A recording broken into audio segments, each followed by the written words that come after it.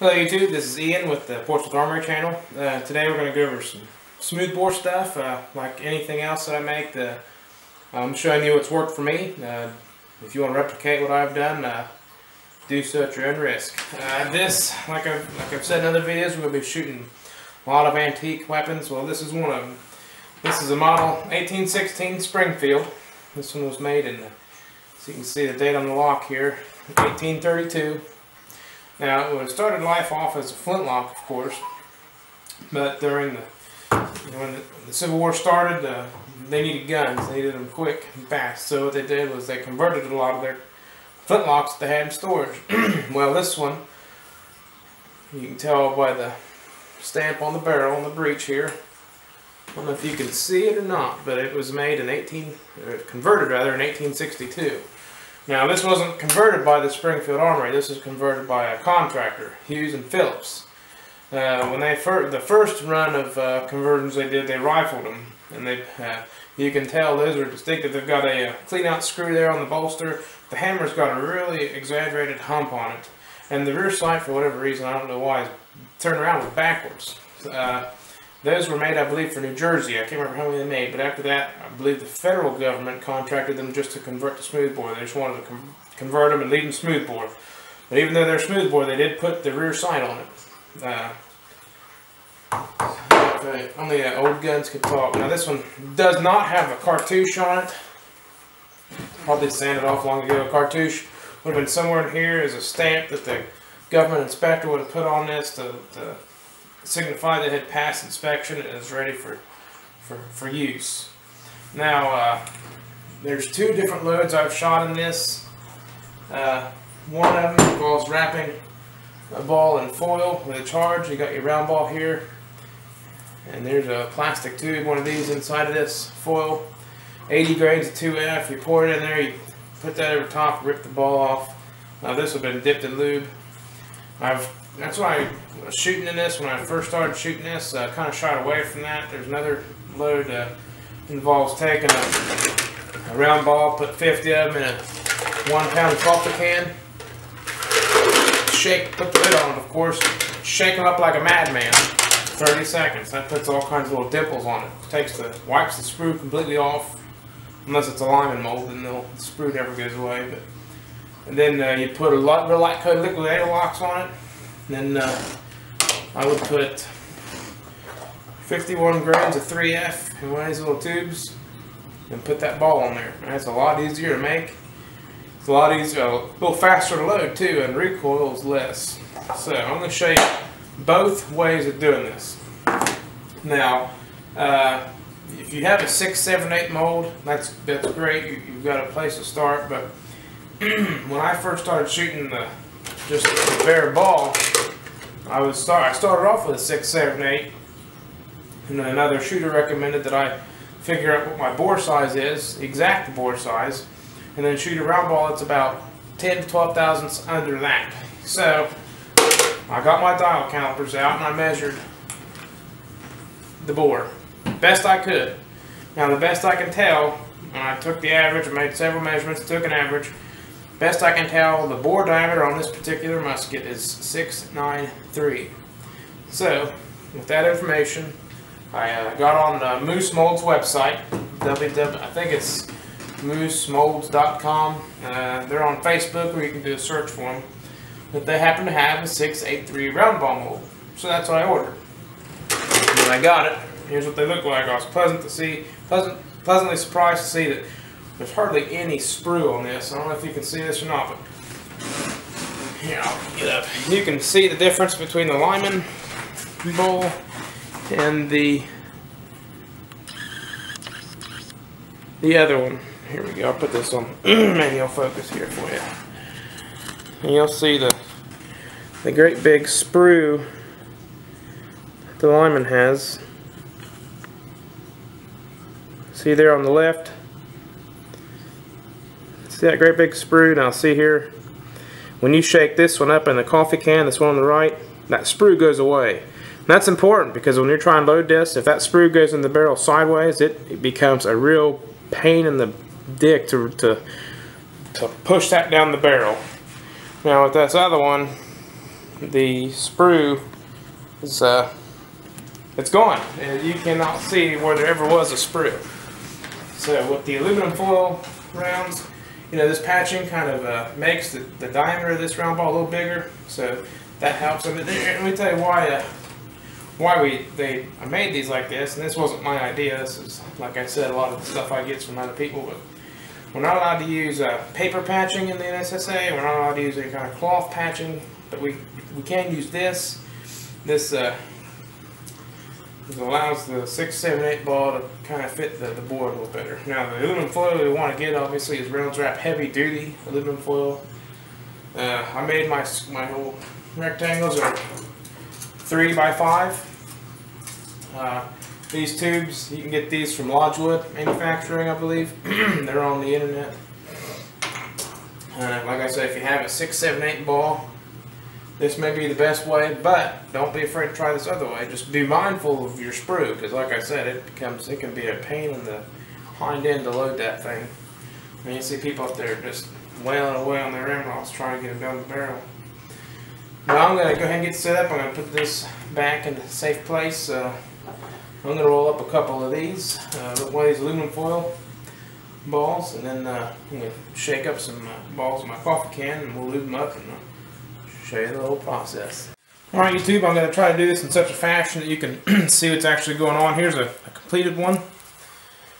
Now I'm going to take, this is 3 by 5 here, so this is the long side, obviously the short side, so put my cap plug there. Here's my 6, 7, 8 ball. I'm going to put it so the sprue, and you do it however you want. Experiment, this is just personal preference right here, but I put the sprue away from the cap plug. Then I'll just roll it up, and I want to keep the aluminum foil as tight to the cap plug as possible. That way powder, whenever I dump powder into this, it won't go beside it, it'll go right into it. Then I'll just roll it up. And then I'll make sure that the sprue is facing directly up. I'll go ahead and twist this thing up here. And fold it over. Now, you can't see it, but the aluminum foil is pretty tight against the cap plug, so whenever I pour powder down on that, my 80 grains of 2F, it'll go right into the plug. So, I'm going to do another one here. Sprue away from the cartridge, roll it up. And this isn't an exact science.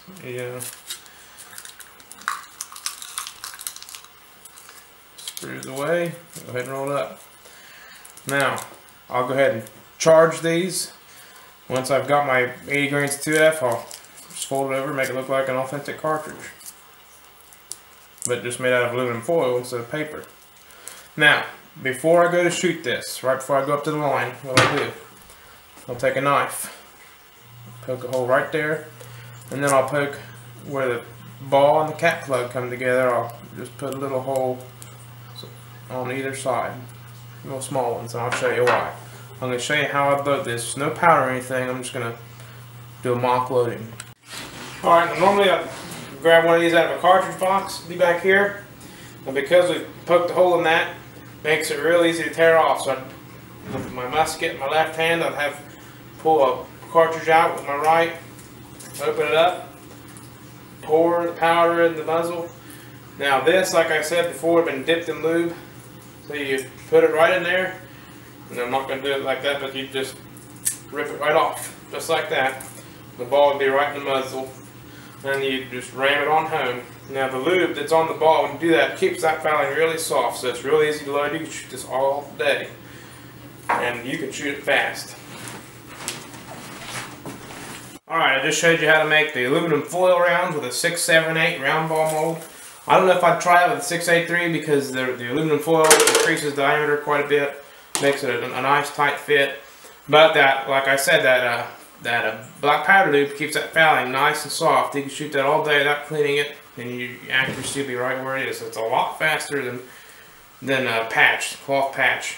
The way I do it now, this is my favorite way. Now I'm going to take, I've got 50 683 round balls. Now like I said, 678 would probably work too, but I've found that these, for me, for my weapon, these shoot better. I'm not going to show this, but I'm going to put the lid on this thing, and I'm going to shake this, like I said, shake it like a madman for 30 seconds. I'm going to stand in front of the clock and watch that second hand tick, and when it gets to 30, I'll stop. Alright, here's one after I shook them up. I recommend wearing earplugs to do that because that is pretty loud. Now, these are the 683s with the no sprue, the mousse mold. Now, if I was using the Lyman mold to do this, you'd still see a battered sprue on there. And that's not really a problem if you pay attention when you load this. Pay attention when you load the ball into the muzzle, which way the sprue is facing. Most generally, you'd want the sprue to face towards the sky. That way, if it does turn, it's still a little easier to load. If it's facing towards the breech and it turns sideways, it's going to be a lot harder to load. Okay, now I'm going to go ahead and put on some Lee liquid A-locks, and this will take just a very, very light coat. Now, unlike the aluminum foil rounds, the fouling will get a little hard with these. I haven't found out yet how many rounds you can shoot before you have to stop and clean. I think the most I've ever shot probably is about 12 or 13. But see, I'm just putting a little bit of A-locks on one ball. I'm just kind of putting a little bit of A-locks on another ball here. And then I'll just kind of put some on a couple of these balls. It doesn't take much. You can have too much A-locks, I think. But anyways, I've got a little bit there. I'm going to shake this up a little bit.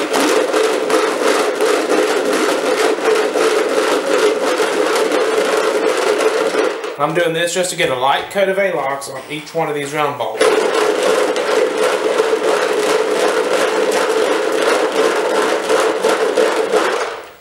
Okay, if you pick them up and you can feel a little bit of A-locks on them, there's not a whole lot on that. I'll put a little more on some of these.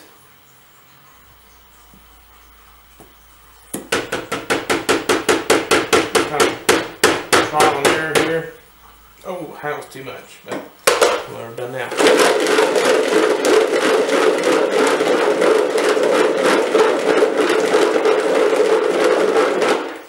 Alright, we got a little more than I wanted, but that'll be alright. You can see they've all got a little coating on them. Put them out over here. And I'm going to let that dry overnight. Now, once they dry, I've got some downstairs I'll go get, but I'll show you. Once they dry, I'll charge this with 51 grains Go X3F, and then it'll sit down on top of there. That's it. So now whenever I pull this out of my cartridge box, I squeeze the top of it together. Usually it pops out. Pour the powder in the muzzle, put that on the muzzle, bring it home, cap it, and fire. The recoil is a little less on these. For me, this round is more accurate, it's a lot quicker to load, a lot easier to make. Now these tubes here, you can get them on Lodgewood also, I believe. I failed to mention these are 58 caliber tubes.